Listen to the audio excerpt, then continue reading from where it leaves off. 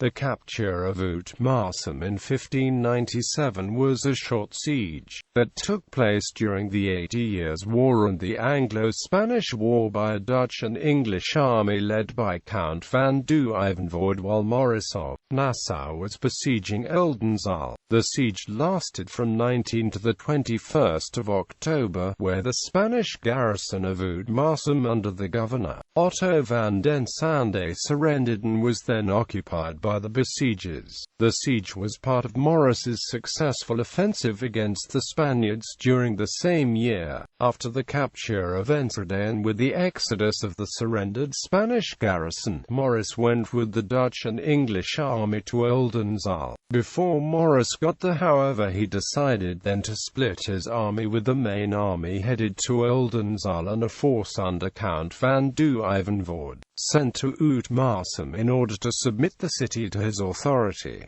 Siege and capture. As with the capture of Enschede, the same process took place. A Dutch trumpeter under a flag of truce was sent to the gate of Ootmarsum to demand the surrender. Duivenvoorde threatened that under Maurice's orders his army would inflict the same destruction that befell Breed of Enschede during their capture a few months before. The garrison commander Otto Van Den Sande replied that the king had commanded him to defy the besiegers and hold firm, and that he himself could not surrender as only someone with a higher authority could so. Sande thus ordered continuous cannon fire from the ramparts, which continued over the whole night, causing casualties amongst the English troops digging a siege trench. Maurice, on hearing the report of the resistance, subsequently sent 4 heavy guns to Ootmarsum. The following evening, Dutch engineers started to make approaches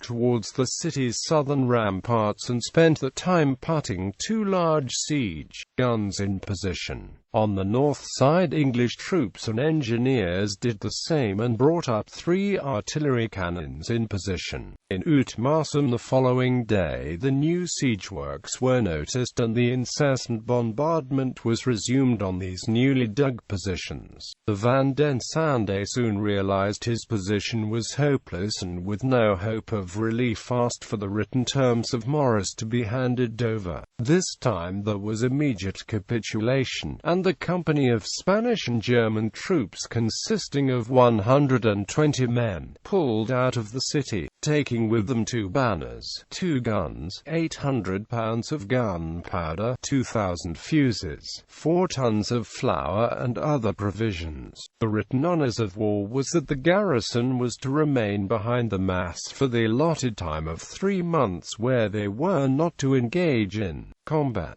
Dutch and English troops took over, and Van Duivenvoorde ordered the fortifications and outer moat of Ootmarsum to be demolished as had been done in Enschede. At the same time, Maurice with the main army was busy with the siege of Oldenzaal, which capitulated a day later.